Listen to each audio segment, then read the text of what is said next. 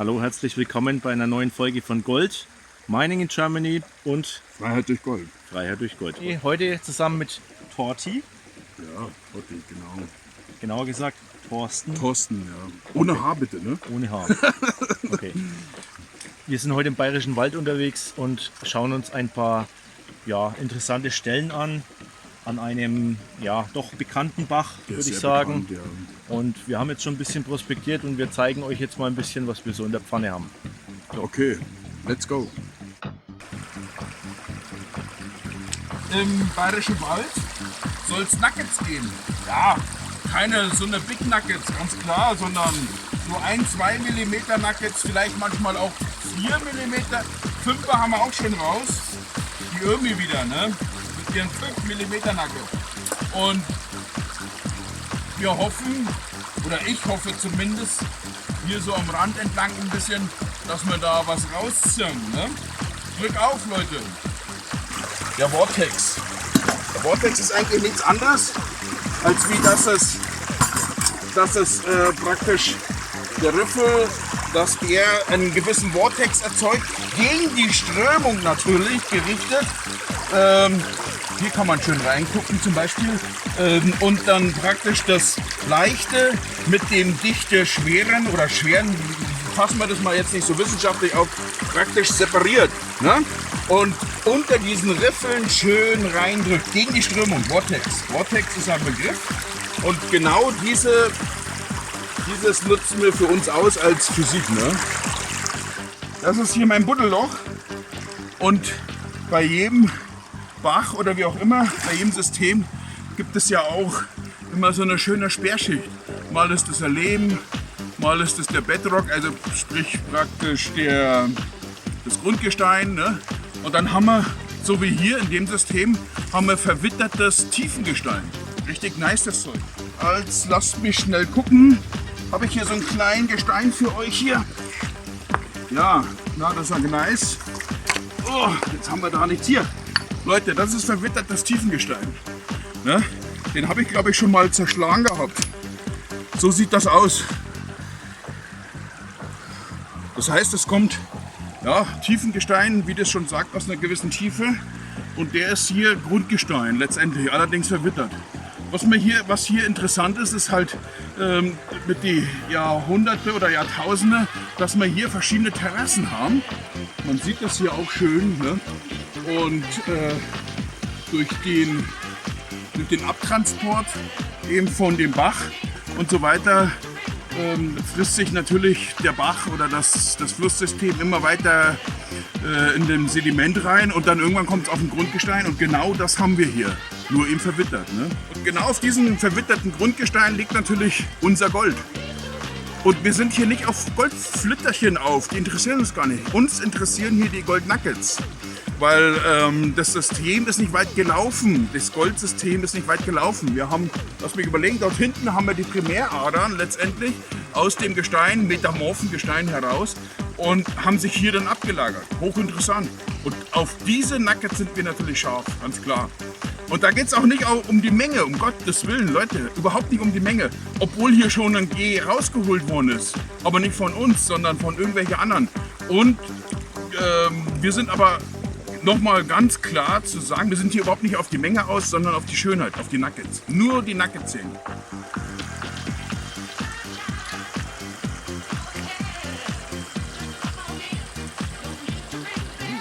Prost, Leute! Und natürlich zum Small Mining Equipment gehört, wie es aussieht, natürlich keine Small Pfanne, sondern wirklich eine Super Sluice von Garrett. Das ist einfach die beste, meiner Meinung nach natürlich. Ne? Da hat natürlich jeder seine Vorlieben. Aber da gehört einfach dazu, dass man eine Pfanne hat, die so wie hier halt schöne dicke Riffeln hat. Ja, hier so. Und dass man sein System oder sein Zeug, sein Material schnell auswaschen kann, um schnelle Ergebnisse zu liefern. Ne? Und da ist natürlich die Garrett-Pfanne am besten geeignet. Die haben hier hinten auch schon optional hier so ein Löchle drin. Ne? Man kann sich die ranhängen an seinen Gürtel und dann kann man hier diese ganzen Bachsysteme abwandern.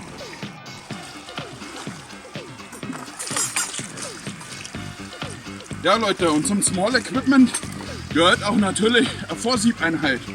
Das ist hier so ein selbstgemachtes Vorsiebe, weil es sowas nicht zu kaufen gibt. Nochmal an alle Rinnenhersteller und den ganzen Käse, fertigt mal sowas an. Ne? Rinnen haben wir zu Genüge.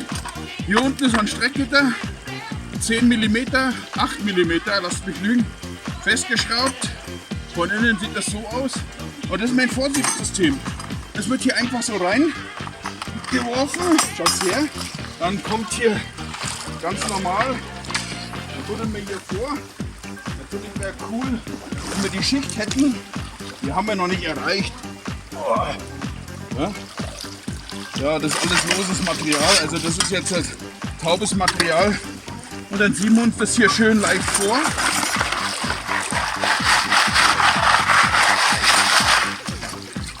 Erledigt. Und so geht das, bis der Eimer dreiviertel voll ist. Ab zur Rinne, durchlaufen lassen und dann Glück auf mit eurem Gold. Hier haben wir auch noch eine Kienrinne. Das ist, glaube ich, die A52, wenn mich nicht alles täuscht. Die hier gerade gefüttert wird.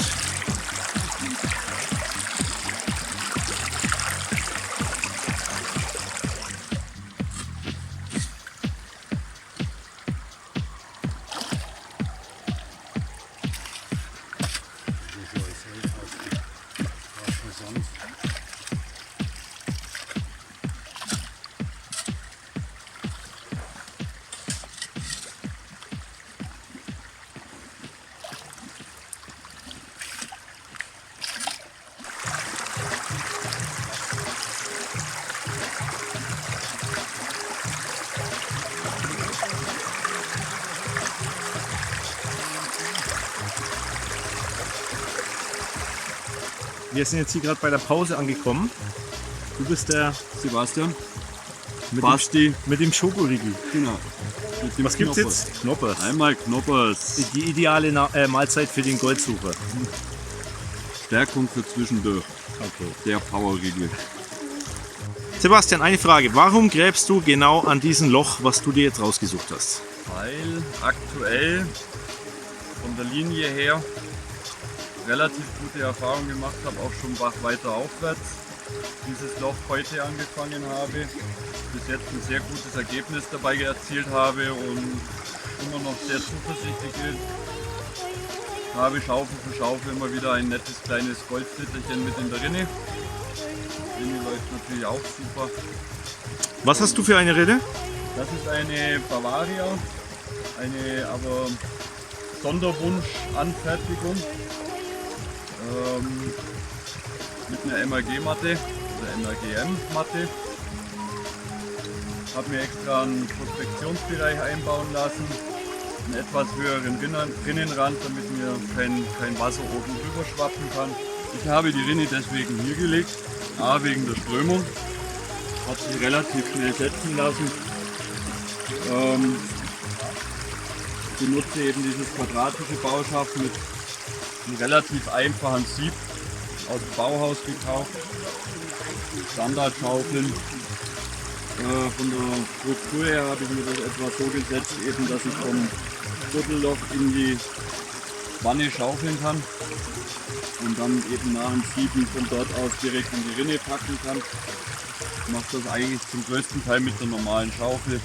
Ich benutze gar nicht die kleine Schaufel fast, also ist eigentlich nur, wenn halt unten noch ein bisschen Restmaterial drin ist, um da eben nochmal nachzuschaufeln. Ansonsten Okay, wir machen jetzt hier einen Clean-Out mit der Kien.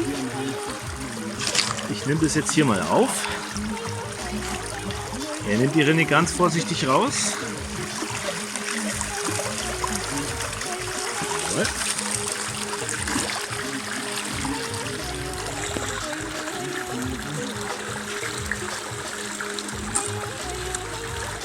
Jetzt wird praktisch hinten der Spannhebel geöffnet.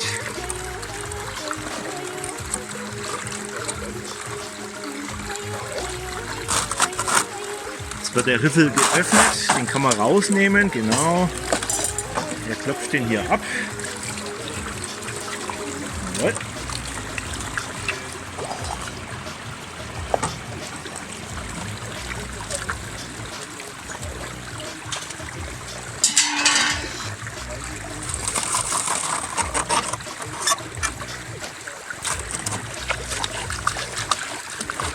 Haben wir hier das Original? Ja, ne?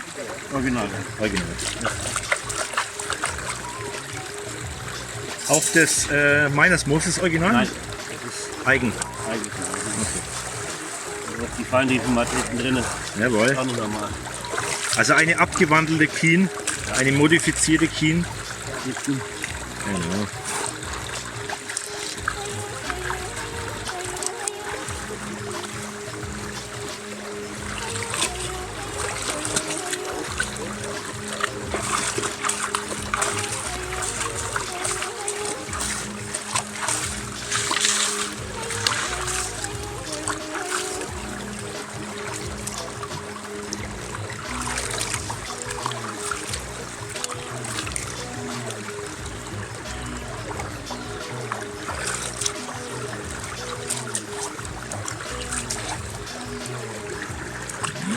Schaut schon ganz gut aus.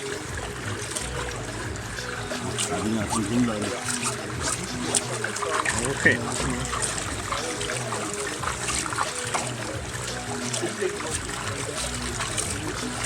Gut. Hier wird das Meiners Moos sauber ausgewaschen, in alle Richtungen geschleudert, damit sich das hoffentlich anhaftende Gold lösen kann.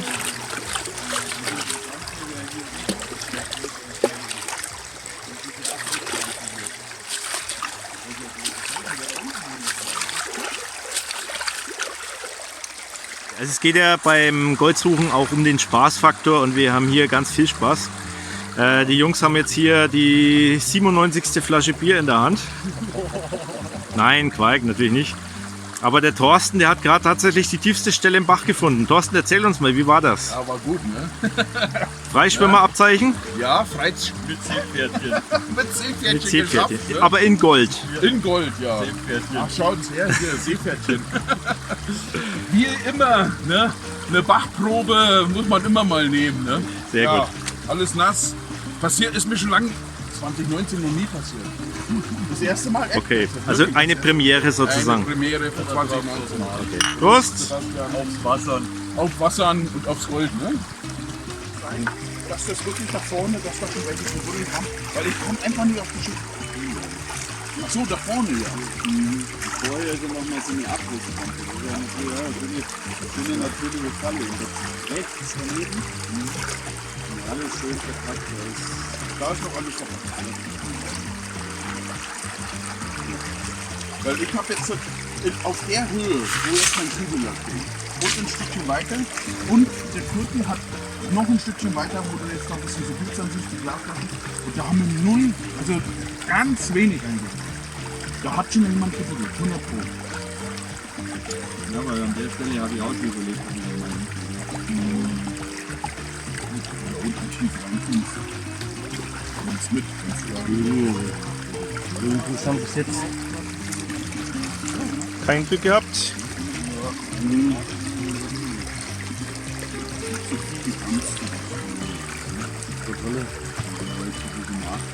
Schön rot.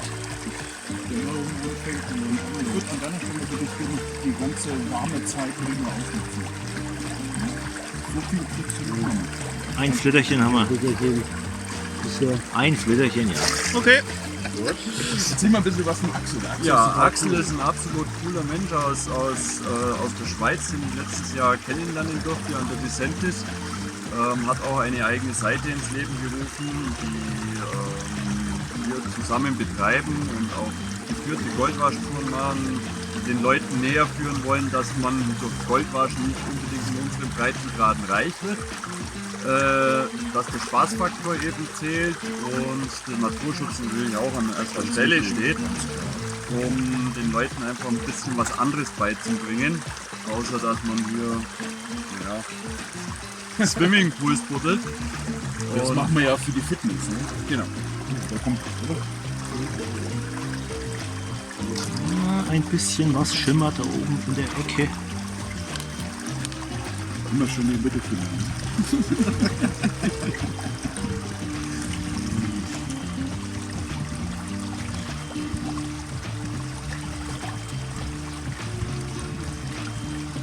Peter, du hast ja nichts drin, das gibt's doch gar nicht. Da kommt einer. Ja, das geht so nicht. Da kommt, stopp schon.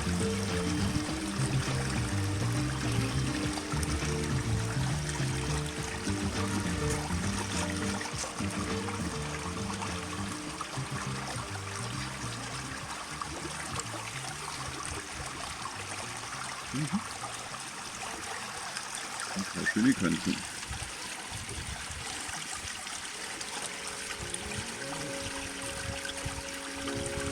Jawohl.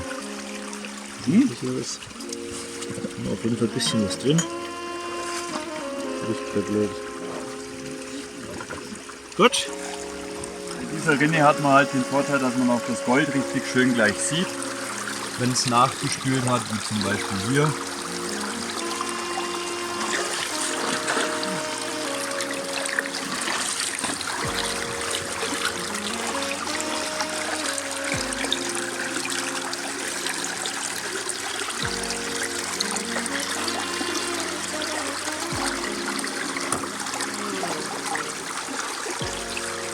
Natürlich durchaus ein paar schöne Nester abgesetzt, wie man hier sehen kann und hier.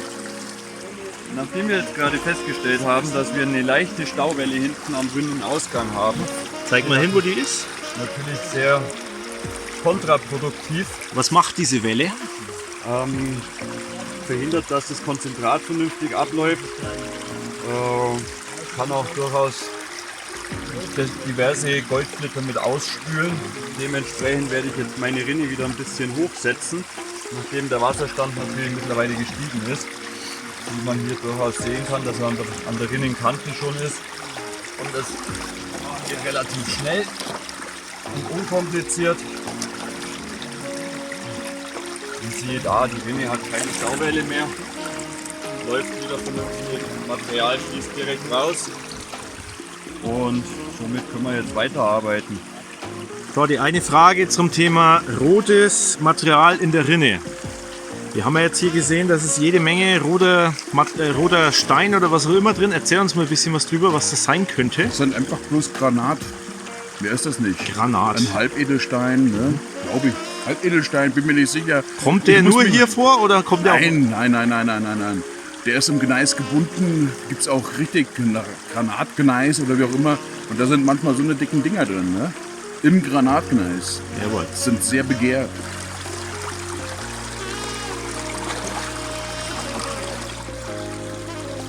Umso tiefer man buddelt, desto höher die Wahrscheinlichkeit, dass man auch Gold findet. Liegt nicht immer an der Oberfläche.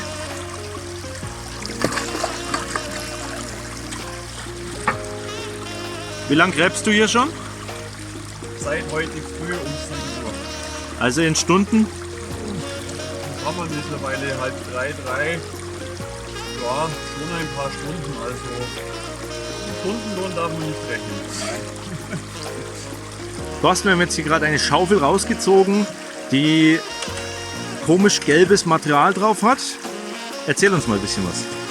Ja, der Sebastian, der geht ja hier in eine Tiefe und wir haben hier verwittertes Tiefengestein. Das ist natürlich hochinteressant, weil das Thema eben so ist, dass das so eine Plutonite sind und man sieht es ja hier schön, wenn man die jetzt schön zerlegt oder wie auch immer. Das sind Tiefengesteine, die jetzt ganz stark verwittern und das ist das Grundgebirge hier. Das ist der Bedrock, auf dem befindet sich das Gold. Und das suchen wir. Da ist das Gold drin. Da ist das Gold drin. Oder darauf.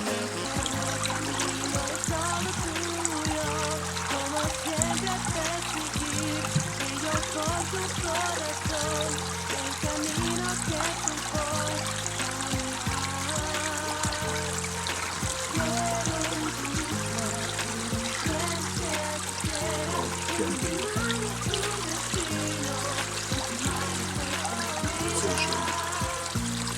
Sehr, sehr schön.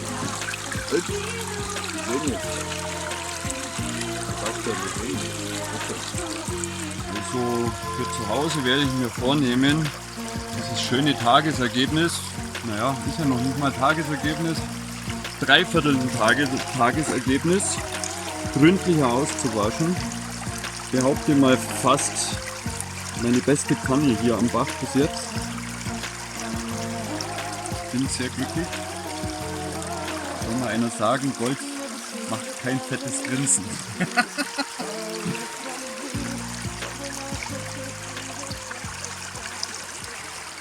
Okay, ein Tag im Bayerischen Wald geht zu Ende. Wir haben heute auch gut Gold gefunden. Zwar kein Riesennugget, aber ein bisschen was Kleines, so ich glaube 4 mm war jetzt mit dabei.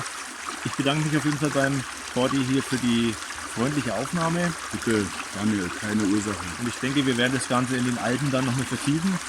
Du hast da was gesagt von Natur, ne? Genau. Wir wollen mal einen Alpentrip machen, auch mit schönen Videos. Und ihr werdet auch dabei sein.